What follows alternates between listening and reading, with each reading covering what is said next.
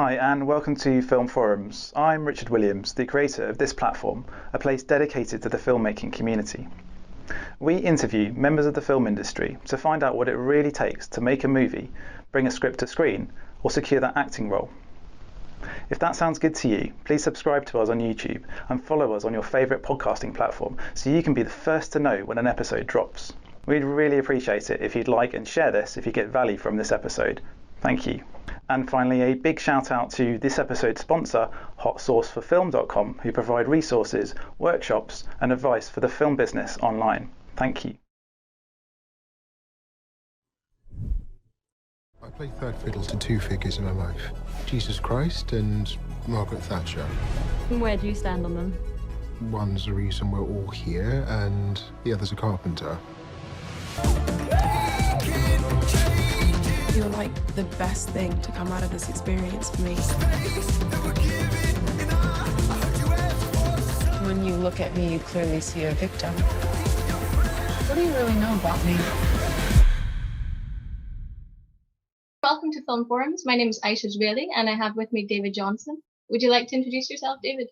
Sure, yeah. Hey, I'm David Jonsson, and I'm an actor from East London. So how did you get into acting? Oh man, I mean, I guess kind of fell into it, if I'm honest. I was like around 13, 14, and I was on, I don't know if I was on like report cards because I was a bit naughty in school. So I used to get sent home to like get my report card stamped, and I was on report for like a whole month. This is a long-winded way of saying, basically, I came home one day and my mum was like, what do you want to do with your life? Like, what do you want to, what do you want to do? And she was like, you can either go and like box, because at the time I used to box in like a local gym. Mm-hmm. And she was like, oh, like what else? And I was like, I want to act. And she was like, okay. So, yeah, something like that. I guess that's how I fell into it. Yeah. So did you start doing like amateur drama? Like, did you join any film groups or go to any classes or anything like that when you were a teenager? Well, I mean, I did like youth theatre, so like National Youth Theatre, which, I'm still really close with because it wasn't too long ago that I did my course, but they were wonderful. And you meet so many wonderful people, and I did like productions with them, which kind of got me like my agent, and yeah. Okay, so your agent actually attended one of your performances and picked you up. Is that how you got an agent, yeah? Yeah, I did. I got cast in the lead as in a show of a book called Pigeon English, and we did the play in Bristol, and we went to Edinburgh with it, and I kind of got like a really lovely flurry of interest from there, and and I got my agent from that play, which is just it's just awesome. Yeah, you're with United Agents, aren't you? Yeah. Yeah, that's a massive one. So to land that, so young and so early is amazing. Like, yeah, I mean, cool. Thank you. Yeah, it was massive, and my agent's just amazing. She was brilliant. Yeah. So tell us a little bit about what you're doing at the moment with yourself. I mean, it's we're talking now during lockdown. Yeah. Number two. Sitting in your home. So I mean, I guess like everyone else right now, I'm indoors, just doing my bit, as it were. But I've been doing like a lot of prep for another project that I've got going, but I'm not allowed to say too much about it right now. But just reading, and like everyone else, just trying to stay like engaged in many ways. Yeah. So I understand that you landed a principal role in a HBO and BBC production. Do you want to tell us a little bit about that, if you are able to tell us anything about it? Yeah, of course. Yeah, this is coming out, so I can talk about it now. It's a show called Industry. It's made by these two young, brilliant writers who are from like a financial background themselves. And basically the show just follows these young graduates coming into the financial sector for the first time. And my character kind of gets caught in this like whirlwind of, like love, money, the bank, and just general life, trying to find his way in the world. Are you able to relate to your character in any way? Um, I got asked this recently actually, Mhm. weirdly, I mean, of course, I mean, you find I guess you try and find ways to relate to your characters all the time, you know. But Mhm. he's very different from me. Like he's his background and a lot of traits that he has is just very different from me. Which, if I'm honest, you know, that was part of why I wanted to play him. That was part of the perk because I guess you know, as an actor, you want to play things that are just not really yourself. You know what I mean? And very Mhm. different. But no, I guess it boils down to the fact that we're both just young men trying to figure out our part in the world. You know, Mhm. so I guess that's how. Um, yeah. So is this your first major role, you know, that's going out to the public, or have you done some other things before that people may have seen? Yeah, I mean, I'm not sure what major really is anymore. If I'm honest, you know, you kind of you kind of just do these things, and you hope someone's watching. You just don't really know. Do you know what I mean? Mhm. But no, I've done some stuff in the past. Last year, before I got cast in this HBO show, I did a show for Fox, and it was called Deep State with Walton Goggins and Joe Dempsey and a bunch of other really amazing cool people. That one was awesome because we were like, I was a young MI5 officer, which was just like really cool. I got to fire a gun for the first time, which was dope. It was really cool. And we shot out in like Morocco for like Mhm. 3 months, which was just amazing. So Yeah, it's very close to my home. I'm Tunisian, so Indonesian. yeah, not Oh no, far. that's awesome. Oh, Yeah, it was wonderful. Yeah, yeah, it was yeah. really cool. Hence the funny name. So yeah. Really Born and raised awesome. in Scotland, but yeah. Yeah, So, that's yeah. awesome. That's cool. How did you find it being in Morocco? Like, was it a culture shock for you? Do you know, nah, man, it wasn't a culture shock for me. I mean, my family of like we're mixed. We're like Creole, and I had family from Africa and Mhm. Caribbean and Sweden, hence the name. So we, you know, it's not at all. When you're in Morocco, somewhere like that, you know, it's just everyone's just lovely. Do you know what I mean? Everyone's so nice and open, and Mhm. food and food's Oh, the always food's been good. so good. Yeah. Um, yeah, no, it wasn't a culture shock. Not for me Yeah, at all. I loved every minute of it. It was that's good. awesome. That's really nice to hear because I mean, across North Africa, we have quite similar culture anyway, you know, and Absolutely. obviously the same language as well. But Yeah. um, it is quite a hospitable place as well. I think everybody there is very. I think the biggest difference for me anyway is that in Tunisia it's okay to be like affectionate and kind of forward and things like that, whereas in Britain it's very much, you know, arm's length. Oh, Um, absolutely. Absolutely. Yeah. I mean, yeah. you know, I couldn't agree with you more. They were I used to have again, you know, I was in like a hotel and stuff, and you had like room service and stuff like that, which I was just like, you know, what the hell? Anyway, we had like people come to our room and they were like, they drop off your food and then like give you like, you know, like a kiss on the cheek, you know, like and give Hmm. you a hug, which is just like it was just so lovely. Yeah. But I guess the reason why it weren't a culture shock for me is because my family is like that. You know, I've got a really amazing, big, loving family, and we're Yeah. just very like tactile and hugging. Um, Yeah. but yes, you're very right. British people can be a bit like a bit Yeah. COVID, a bit like you know. Well, yeah, I Listen, know. It makes you wonder if the Brits were right all along, really, you know. yeah, Um, gosh, I mean, I don't know. Now everyone's not even shaking hands, you know, like it's mad. you can't even Yeah, be I hope close we to people at all. I hope we get Yeah. rid of it soon. I mean, have you been in for the, you know, the entire 7 or 8 months of lockdown, or did you Oh have no. periods where you were out and doing things? Yeah, definitely. I had some periods when I was out and doing things. Yeah, which Mhm. was, you know, again, I feel very privileged, you know, to be able to like be busy and stuff. Mhm. Um, but yeah, I mean, inevitably, you know, everyone's had, you know, their own moments of lockdown, as it were. Mhm. But we'll get past it. I know that. Yeah, yeah. I hope so. Anyway, yeah. What were your biggest challenges in approaching the role in your in industry? What was your biggest challenge with that? Yeah.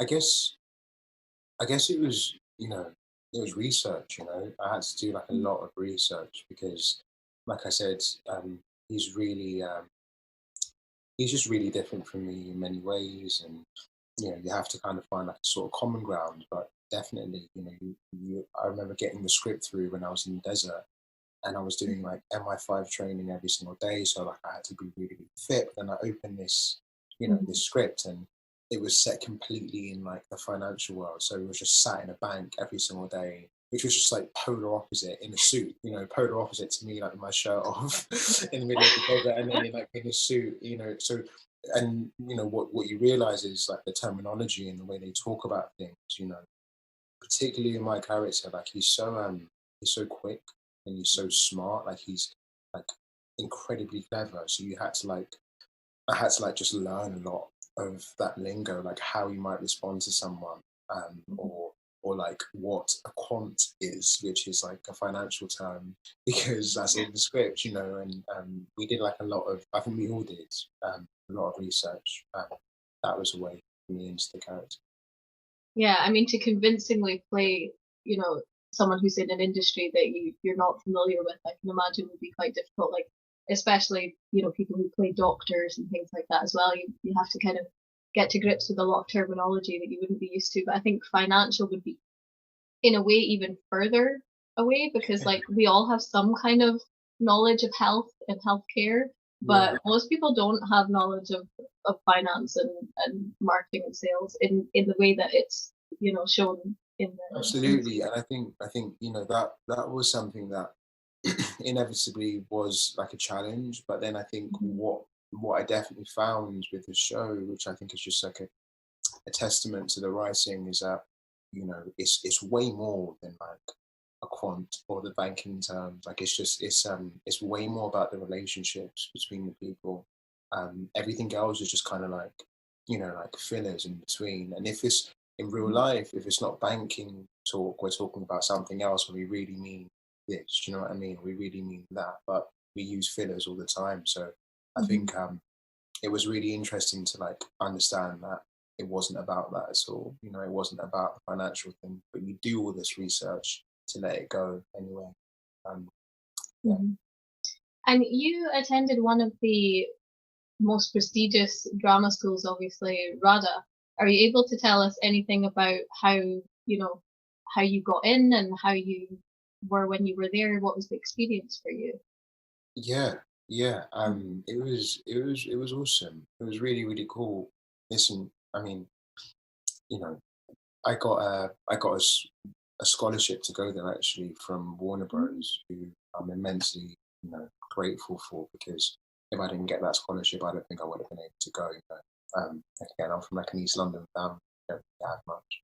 Mhm. But it was really, really, it was an experience. I mean, what I wanted to go because you just want to learn more.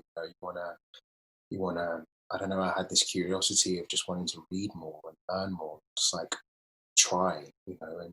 and, and mess up and try again.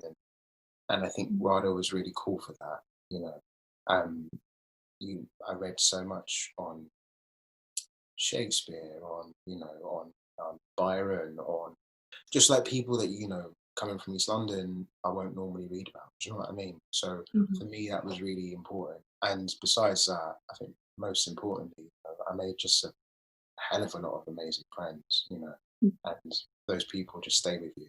You know, so Mhm. it was awesome. Would you say that, in a sense, RADA gave you a network that you now, are still tapping into now that you're going into your professional career? Yeah, absolutely. I think so. I think it is you. I think with training, any training, rather anywhere you go to, I think inevitably you learn certain things that may or may not work for you, but you learn them nonetheless. So you kind of have this, like, I guess the metaphor that we constantly got told was you have this toolbox, and like you can try and go out with a spanner. If it don't work, you throw that away, and you go with it. And if I'm honest, as corny as that sounds, it's totally true. You just have this modicum of things that you can possibly do, but you just do Mhm. what's right for you. um, and that's what I always um, try to do anyway. Just do what's right for me and what works for me. You know. So if you could give any advice to, you know, say a 16, 17-year-old working class person that, you know, wants to pursue acting, what would you recommend that they do? I think the most important thing anyone can do is just, be serious about it in a sense.